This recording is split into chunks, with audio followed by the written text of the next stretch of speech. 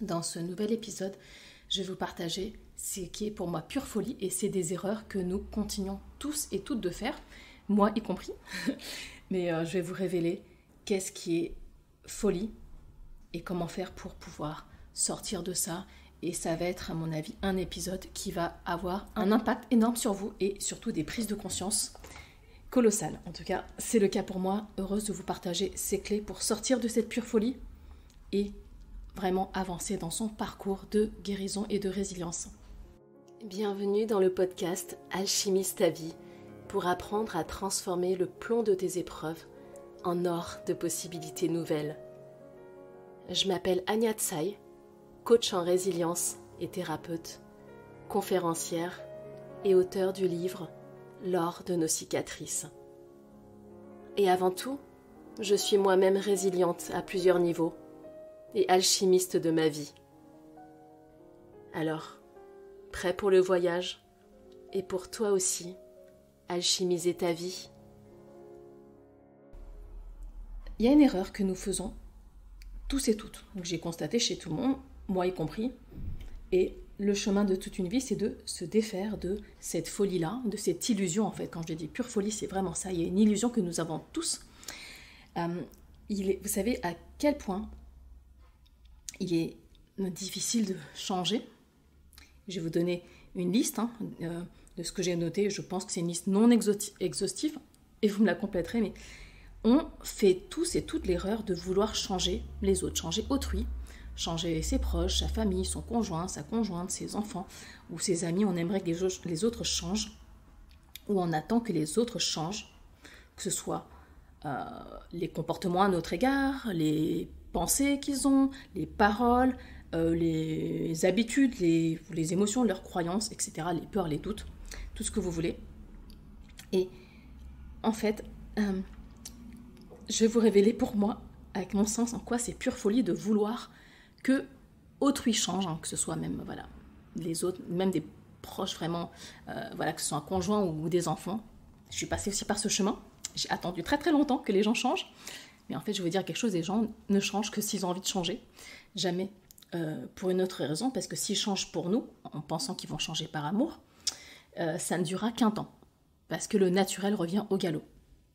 Qu'est-ce que ça coûte de faire un chemin de transformation, vers le changement? Je vous ai préparé une liste et à mon sens, voilà tout ce que ça demande au moins de se changer soi-même. Et c'est pourquoi c'est tellement difficile de se changer soi-même. Je vais vous révéler cette liste. Et tout le monde a envie de changer quelque chose, j'en suis certain, mais c'est tellement dur de faire ce job.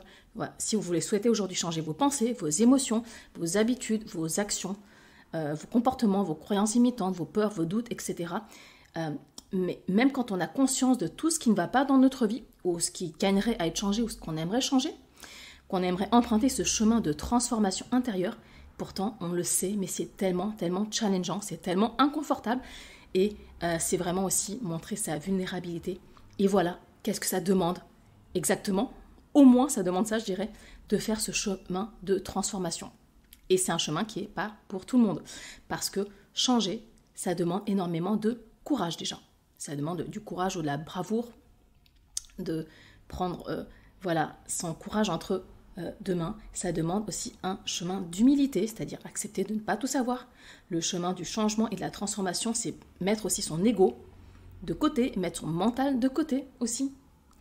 C'est de se désidentifier de ce qu'on a cru être ou ce qu'on pensait être. C'est vraiment un gros travail de désidentification ou de désapprendre tout ce qu'on a cru apprendre et qu'on pensait être correct. Un chemin de changement et de transformation, c'est accepter de mourir à l'ancienne version de soi pour pouvoir ensuite renaître. Ça demande aussi de s'incliner devant la vie, c'est-à-dire faire preuve d'humilité, on ne sait pas tout. Ça demande un grand travail de clarté, de discernement, de lucidité. Ce chemin demande aussi de faire taire le vacarme du mental. Vous savez, le brouhaha, cette voix intérieure que nous avons tous et toutes, ça demande de faire taire cette voix qui est souvent là pour nous critiquer, pour nous juger, pour nous auto-saboter. En tout cas, pas pour nous encourager à se transformer ni à changer les choses, mais ça nous enferme vraiment dans des pensées très limitantes. Qu'est-ce que ça demande encore? Ça demande de plonger dans ses ombres. Et c'est pour ça que je dis tout le monde n'est pas prêt à faire ce travail-là. Un chemin de transformation intérieure, ça demande d'embrasser aussi le silence à l'intérieur de soi, de ne pas en avoir peur, d'écouter tout ça. Ça demande de regarder ses peurs en face et de les affronter.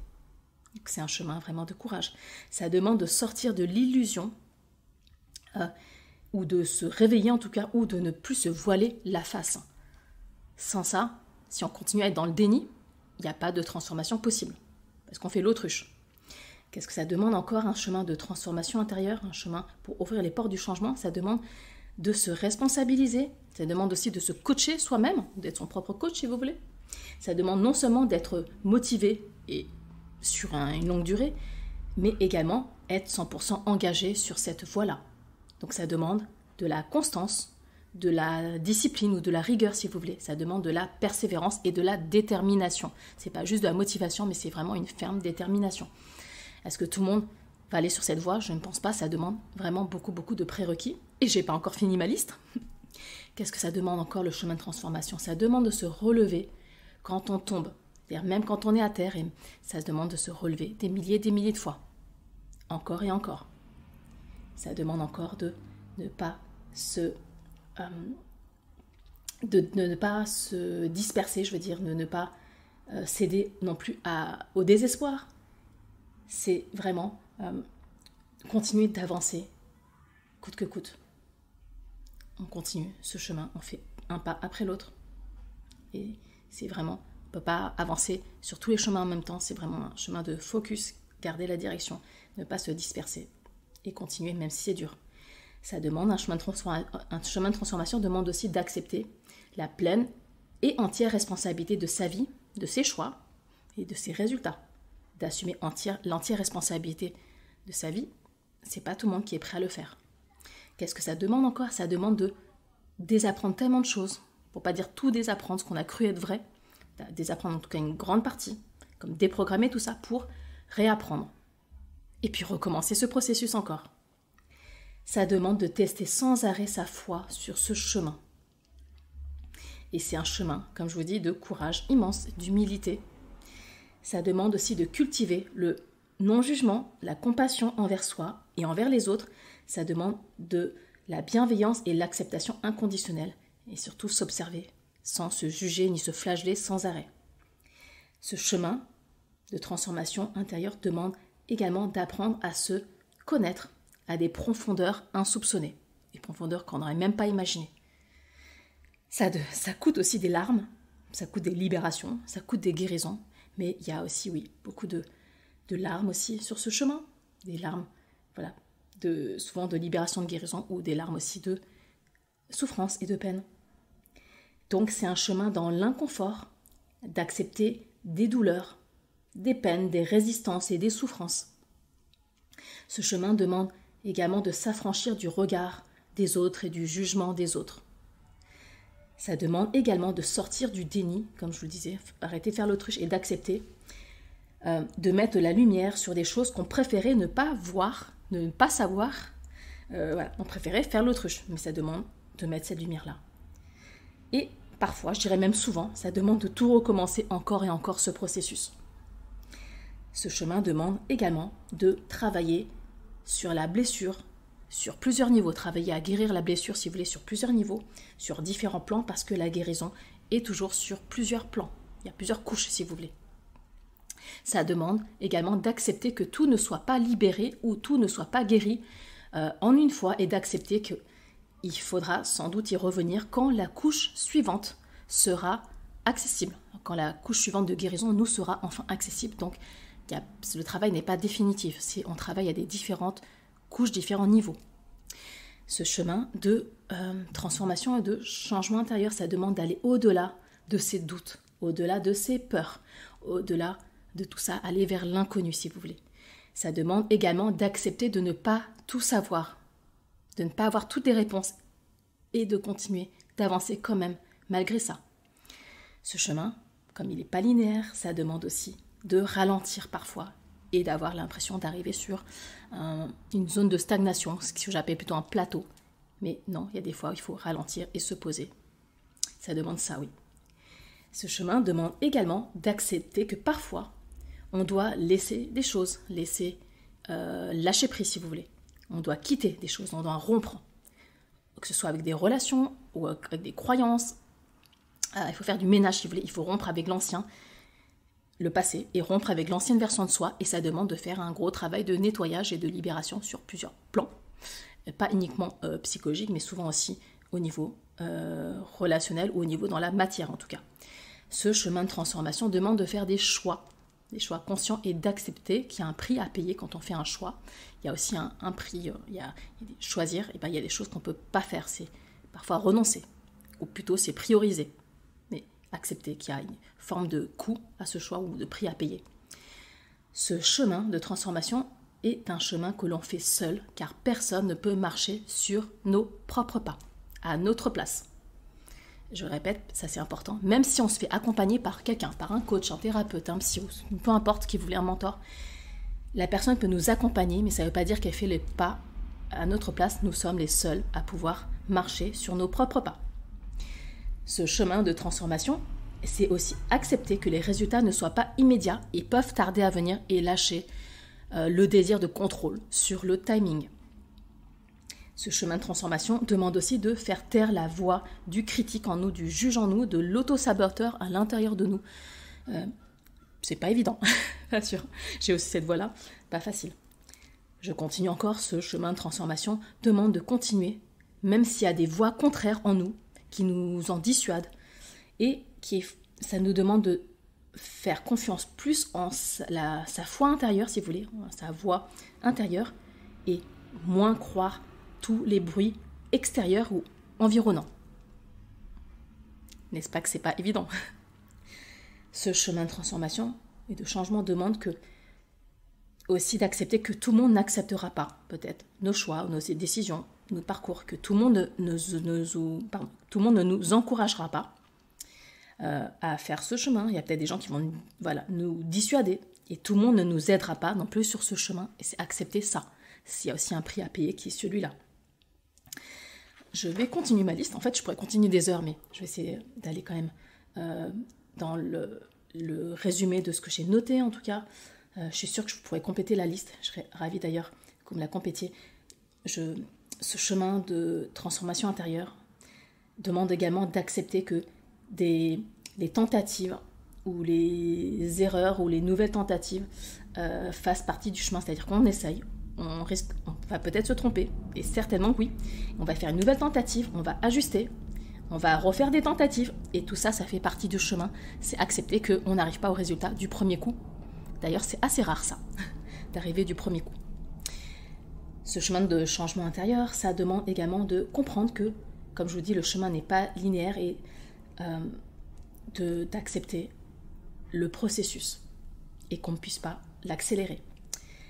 C'est également embrasser ce processus, accepter aussi, embrasser soi, je veux dire, toutes les facettes de nous, toutes les différentes facettes que l'on a, les différentes parts de soi, et même les parts ou les facettes honteuses que l'on a en soi et qu'on préférait, franchement, ne pas aller voir ou ne même pas les découvrir. Même ces facettes-là honteuses, ça fait partie du parcours, ce que j'appelle, ce qu'il y a dans les ombres, dans nos ombres, ça demande de révéler ça, remettre en lumière et de les réintégrer. Et c'est par là qu'on n'aime pas les parts honteuses de nous, ça demande de les aimer inconditionnellement, de les accepter, de les réintégrer en soi. Et c'est pas non plus un travail facile, vous me direz. Je continue. Ça demande aussi de lâcher prise et le lâcher contrôle, sur ce dont, je veux dire, on n'a pas le contrôle. On n'a pas le contrôle sur la notion de timing, de temps que ça va prendre.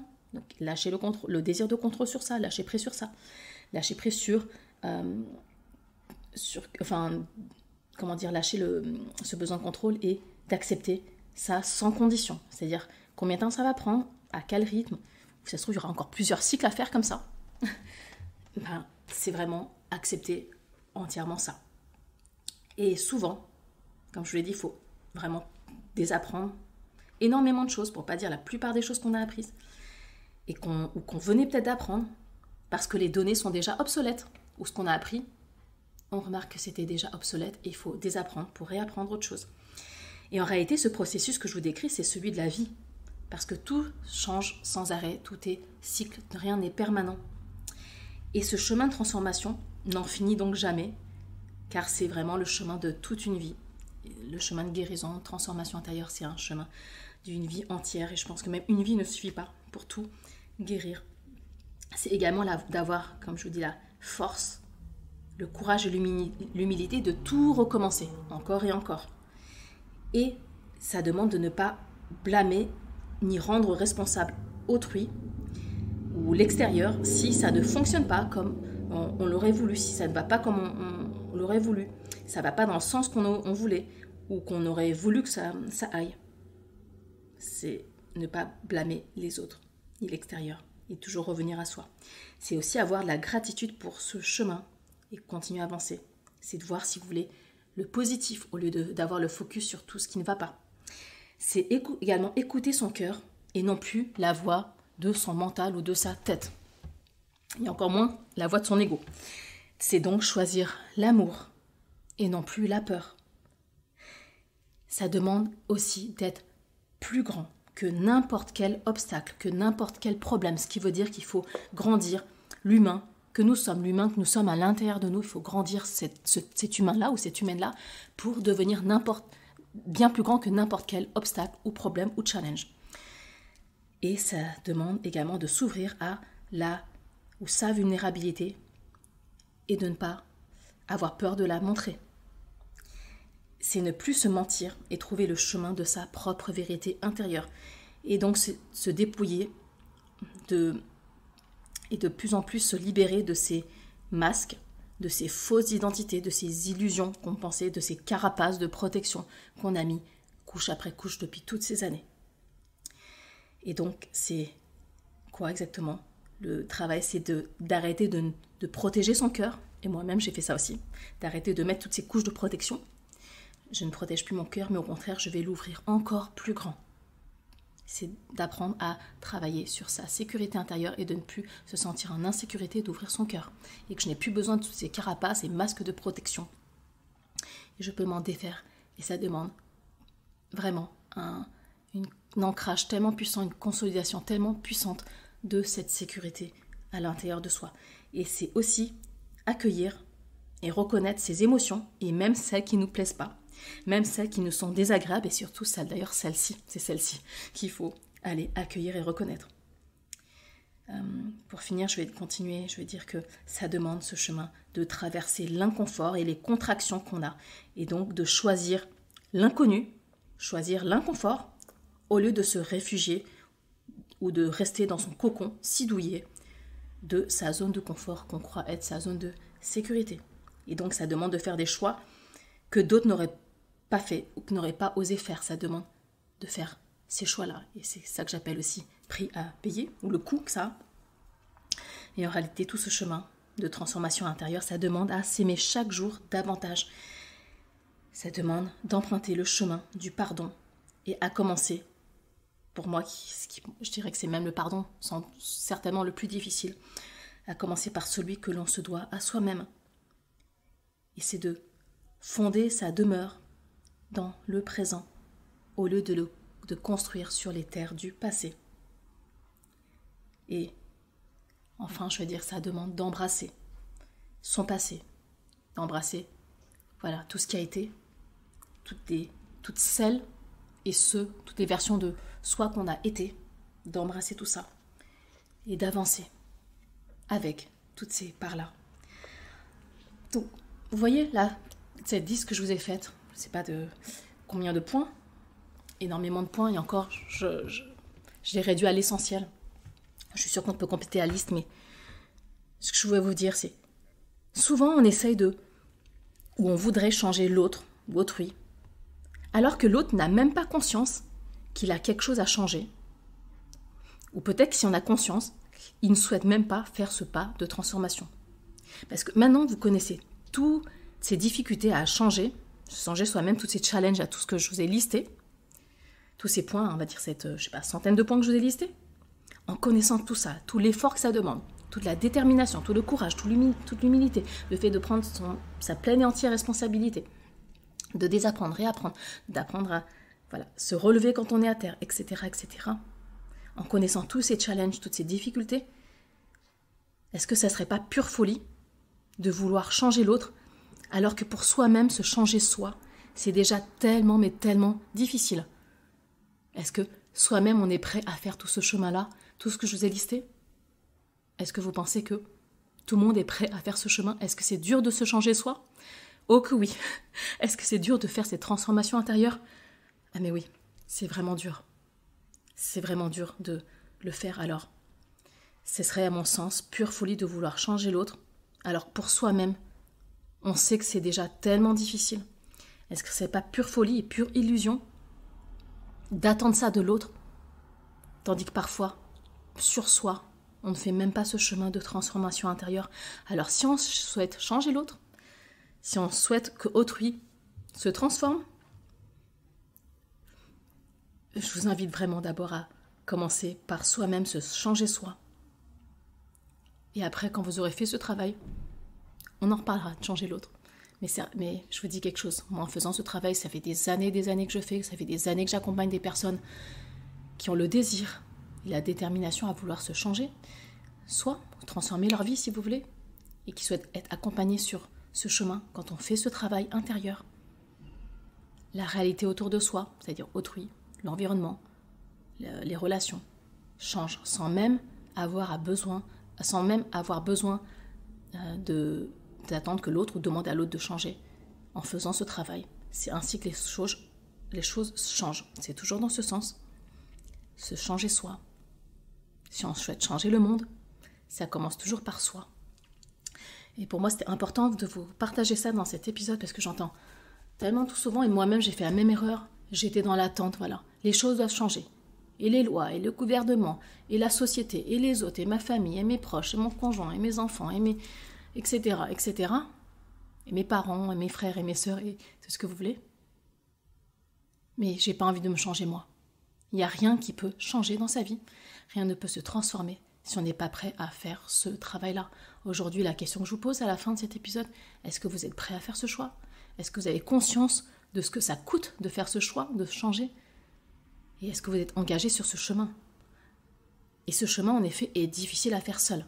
Je vous l'ai dit, personne ne peut faire ses pas à notre place. Par contre, une chose est sûre, quand on fait ce chemin accompagné d'un mentor, c'est-à-dire quelqu'un qui a déjà marché cette voie, accompagné d'un guide si vous voulez, ou accompagné d'un coach, quelqu'un qui connaît parfaitement tous ses pièges parce qu'il est passé par là, le processus va tellement plus vite. C'est nous qui faisons ce chemin-là, mais on évite des impasses, on évite des trous, des falaises, on évite des détours, on évite des chemins d'errance. Et c'est ça en fait que j'aime proposer aux personnes, c'est ça que j'adore accompagner, que mes propres errances sur 30 dernières années sur le parcours de résilience puissent être vos raccourcis à vous, sur votre chemin à vous. Vous n'avez pas besoin comme moi d'attendre 20 ans pour vous libérer. Libérez votre parole, vous n'avez pas besoin d'attendre 20 ans pour commencer un chemin de guérison. Ce parcours que j'ai fait ces 30 dernières années, ça peut être réduit, mais tellement plus rapidement. Aujourd'hui, j'ai roadmap, comment dire en français déjà, le plan avec des étapes, la carte de route, voilà, la carte de route, pour accélérer le processus, pour éviter toutes les impasses et tout. Et ce chemin que j'ai fait en une 30aine d'années, on peut en réalité le faire en quelques mois. Et j'aurais tellement aimé avoir cette carte route bien avant. En tout cas, pour les personnes qui sont intéressées pour faire ce travail de transformation intérieure et être guidées sur ce chemin, je serais tellement honorée d'être votre guide. Et si vous souhaitez en savoir plus, comment faire pour transformer votre vie, vous libérer d'émotions qui sont parfois très très, on va dire, impactantes dans sa vie, que ce soit, je sais pas, la colère, la culpabilité, la honte, et puis il y a tellement de choses. Moi, c'est vraiment ces émotions-là qui m'ont un peu pourri la vie. Le sentiment d'être seul, ne pas arriver à accepter ce qui est arrivé, sortir en fait de l'illusion que le passé nous définit ou que ça conditionne le reste de sa vie. Tout ça, c'est possible. Et c'est ce que je fais dans mes programmes d'accompagnement, ce que je fais avec les alchimistes que j'accompagne, ce que je fais aussi en accompagnement collectif ou individuel Voilà, je vous mettrai les liens en barre d'infos. N'hésitez pas à regarder et à m'écrire si vous souhaitez en savoir plus. Mais voilà, aujourd'hui, ce que je vais vous partager. Qu'est-ce qui est pure folie et comment en sortir et comment enfin embrasser cette nouvelle version de soi qui n'attend plus que vous. Voilà, j'ai hâte de vous lire. J'espère que cet épisode vous aura aidé. N'hésitez pas à partager tout autour de vous. Abonnez-vous également à ce podcast ou cette chaîne si ce n'est pas encore fait pour recevoir tous les nouveaux épisodes. Je vais partager énormément de contenu de valeur. Alors, avant de partir, j'ai oublié, je vous ai réservé un cadeau. J'ai préparé tout spécialement pour vous un magnifique journal de résilience qui va être un compagnon de route pour vous accompagner les 30 prochains jours et commencer à mettre en place une routine profondément transformatrice pour ouvrir les portes de la résilience. Vous pouvez retrouver ce guide à télécharger directement sur mon site agnatsai.com, ANYATSAI.com. Et pour continuer le voyage qu'on a commencé ensemble, je vous invite à me retrouver sur YouTube où chaque jour je partage en vidéo une clé de résilience alchimique sur ma chaîne Agnatsai. À tout de suite!